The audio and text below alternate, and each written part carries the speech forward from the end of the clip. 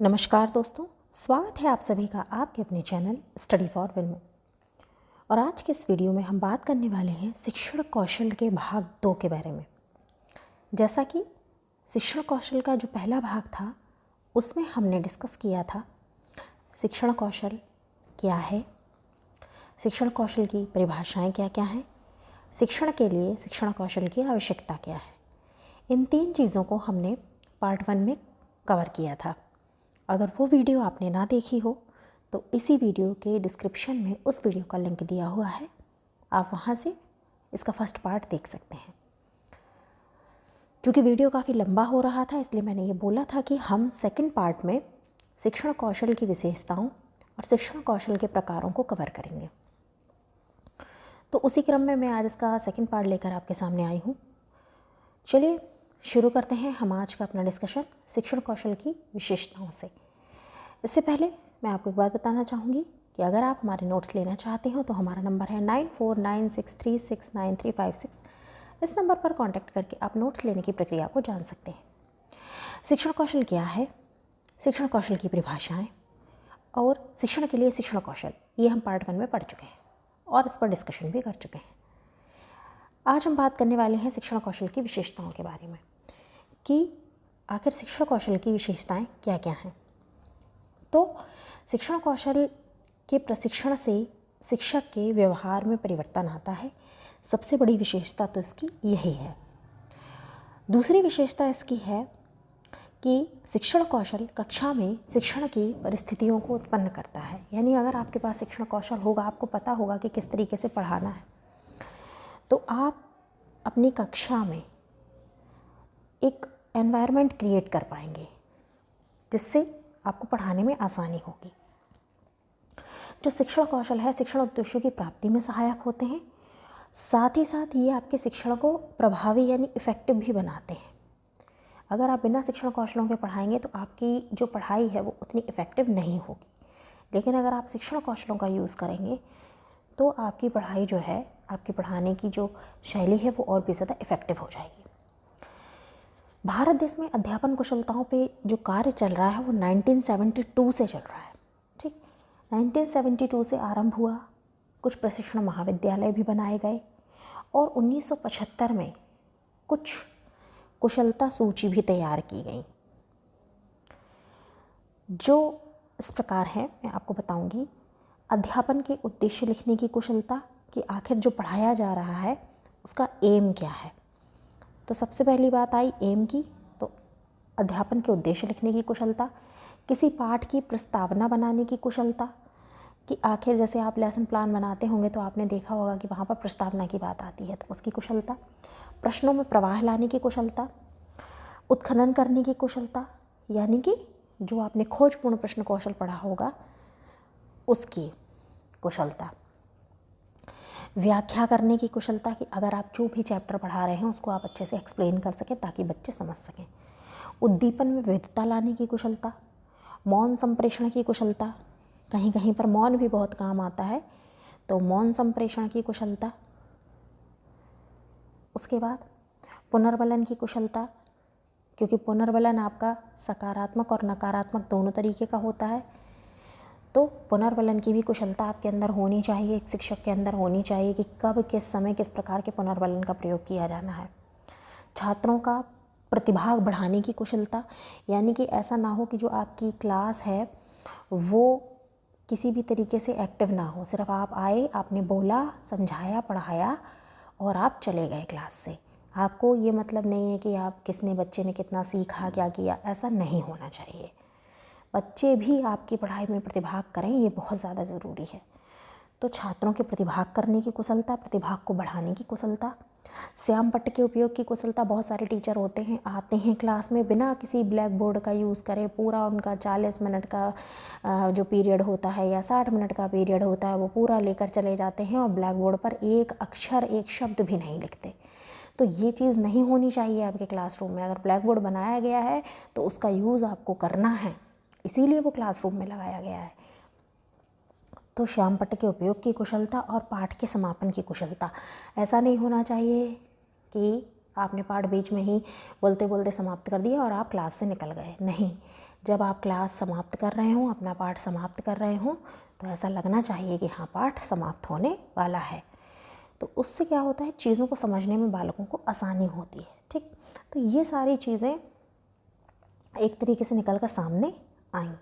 ठीक, तो ये सारी चीज़ें थी शिक्षण कौशल की विशेषताओं के अंतर्गत। अब हम बात कर रहे हैं शिक्षण कौशल के प्रकारों के बारे में। तो यहाँ पर आपके ये प्रकार हैं। पहला है प्रस्तावना कौशल, दूसरा प्रश्न सहजता कौशल, खोजपूर्ण प्रश्न कौशल, प्रदर्शन कौशल, व्याख्यान कौशल, प्रबलन कौशल और श्यामपट्ट कौशल।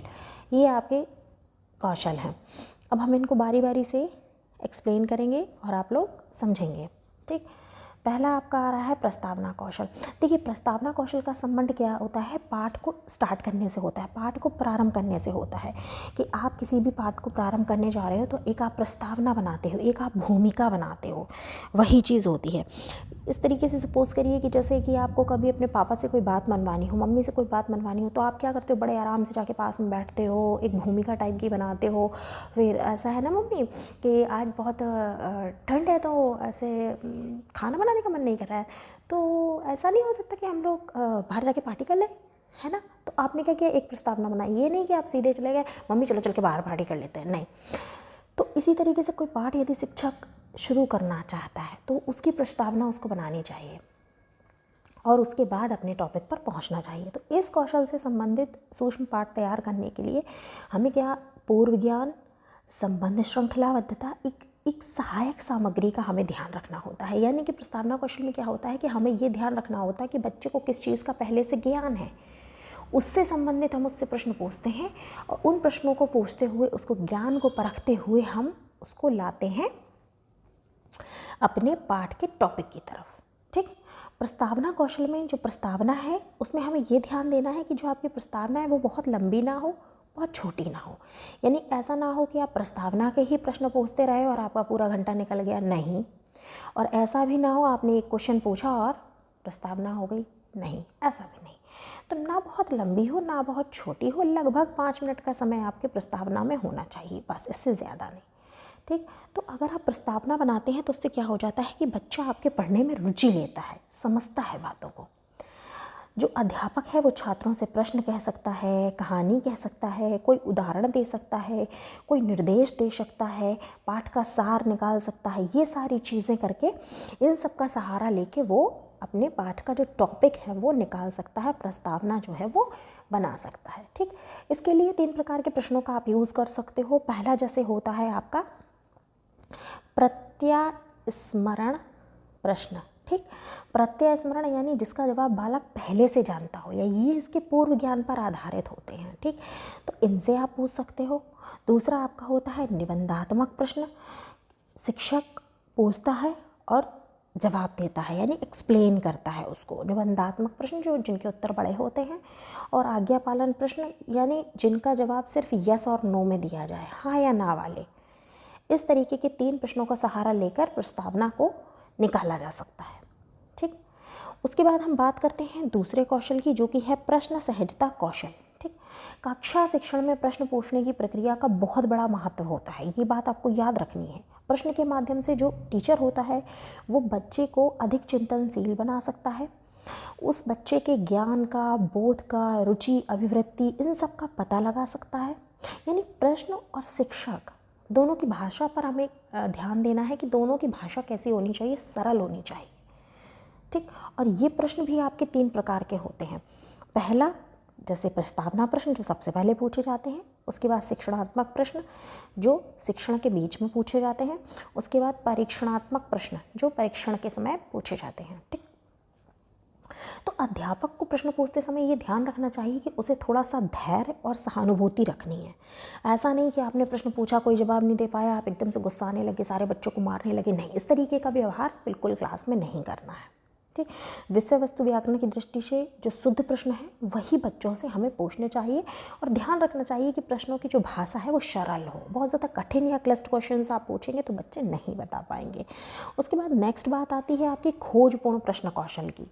ठीक, जो शिक्षक होता है वो अपने विद्यार्थियों से विषय वस्तु के गहन अध्ययन और गहराई तक पहुंचने के लिए खोजपूर्ण प्रश्न कौशल का यूज़ करता है। यानी अगर आपने कोई क्वेश्चन पूछा, बच्चा नहीं बता पाया, तो आप क्या करते हो, उसी से क्वेश्चन का आंसर निकलवाने के लिए घुमाकर प्रश्न पूछ देते हो और भी ज़्यादा गहराई से सोचने पर बल देते हो कि अच्छा आप ऐसे नहीं समझा पा रहे हो तो बताओ ऐसा क्या है।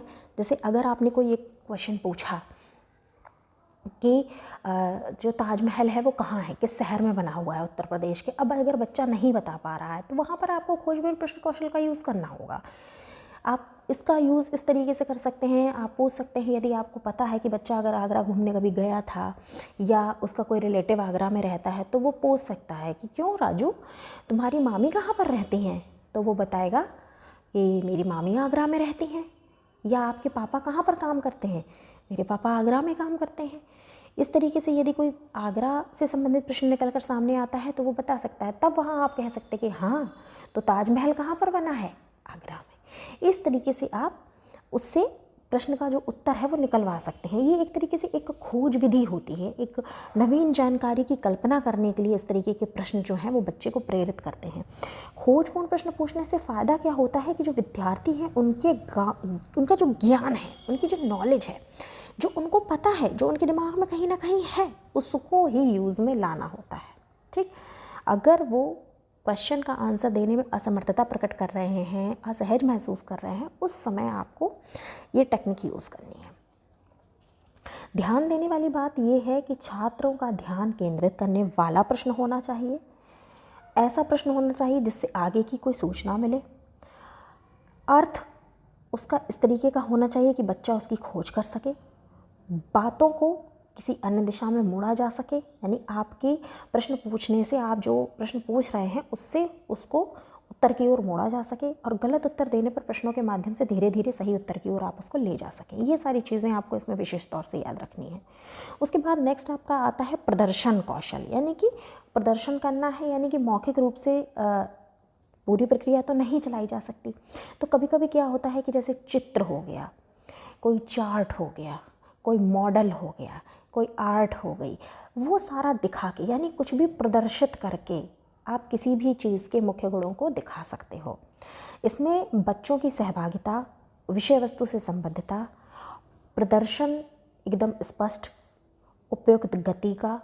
ऐसा नहीं कि आप प्रदर्शन करते समय बहुत ज़्यादा जल्दी जल्दी बोल दो, बहुत धीरे धीरे बोलो, ये सब चीज़ें नहीं होनी चाहिए।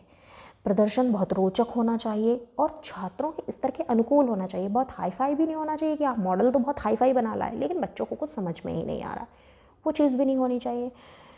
ये सारी चीज़ें क्या है, ध्यान रखना चाहिए आपको इस प्रदर्शन कौशल के दौरान।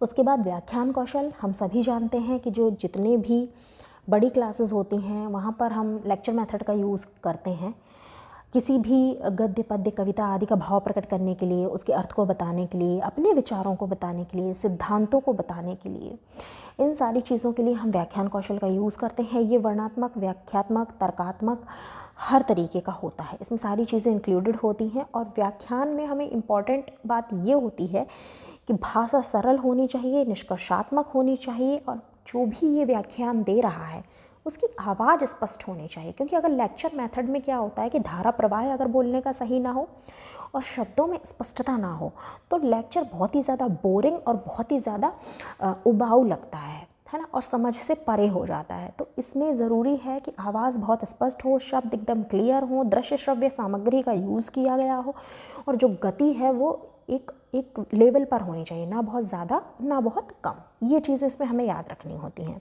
उसके बाद आपका नेक्स्ट आता है प्रबलन कौशल। प्रबलन कौशल में क्या होता है, प्रबलन यानी कि एक तरीके से पुष्टि करना, प्रतिपुष्टि करना या सुदृढ़ीकरण कौशल भी इसको हम कहते हैं। प्रबलन का मतलब होता है पुनः बल देना, यानी सकारात्मक शब्दों से, व्यवहार से बच्चे को हम अधिगम की प्रक्रिया से जब जोड़ते हैं तो उसको प्रबलन कहते हैं। ठीक है, प्रबलन या पुनर्बलन भी आप इसको कह सकते हैं। और जैसा कि मैंने बताया कि पुनर्बलन आपका दो तरीके का होता है, सकारात्मक पुनर्बलन और नकारात्मक।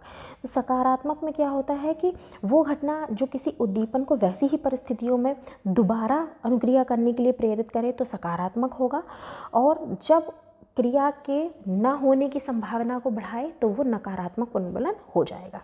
ठीक, ये सारी चीज़ें आपके इसके अंतर्गत आ जाती हैं। अगर क्या होता है कि अगर आप बच्चे को कह रहे हो हाँ अच्छा, शाबाश, ठीक है, बहुत बढ़िया, और प्रयास करो। या आपका हंसना भी सकारात्मक पुनर्बलन में आता है।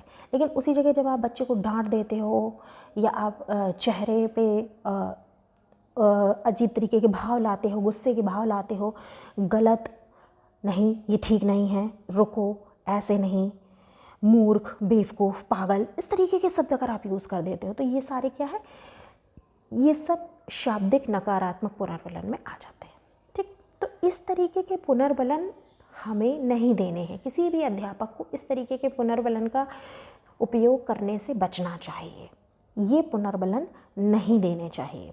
और गुस्से से देखना, आंखें निकालना या चेहरे के हाव भाव बदल लेना, गुस्से में कर लेना, ये सारे आपके सांकेतिक पुनर्बलन होते हैं। इन्हें हम सांकेतिक नकारात्मक पुनर्बलन कहते हैं।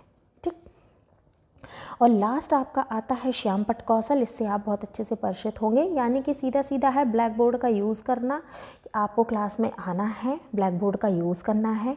आपकी शिक्षण अधिगम प्रक्रिया को प्रभावपूर्ण बनाने के लिए और भी अच्छा बनाने के लिए आप श्यामपट्ट का यूज़ कर सकते हैं। आप उस पर कार्टून, चित्र, ग्राफ, समय सारणी, कोई भी मॉडल, किसी भी चीज़ का चित्र, पेड़ पौधे, जो भी आप समझा रहे हो बच्चों को, वो सारी चीज़ें आप ब्लैक बोर्ड पर बना सकते हो, लिख सकते हो और उनको समझा सकते हो। इसमें सबसे बड़ी बात क्या है कि जब भी आप ब्लैक बोर्ड का यूज़ कर रहे हैं, आपको याद रखना है कि आपका जो लेखन है वो स्पष्ट हो, जो भी लिखा हुआ हो वो एकदम क्लियर लिखा हो, सुंदर लिखा हो, स्पष्ट लिखा हो, ना बहुत छोटा लिखा हो, ना ही बहुत बड़ा लिखा हो। लिखते समय आपकी जो लाइन है वो सीधी गई हो, टेढ़ी ना हो, लिखने का क्रम सही हो, अक्षरों के आकार सही हो और मुख्य बिंदुओं को ही ब्लैक बोर्ड पर लिखना चाहिए और शब्दों के बीच में जो अंतराल है वो क्लियर होना चाहिए। श्यामपट्ट का यूज़ एकदम सही तरीके से होना चाहिए और इस तरीके से लिखना चाहिए कि जो क्लास में सबसे पीछे बच्चा बैठा है उसको भी एकदम क्लियर दिखाई दे।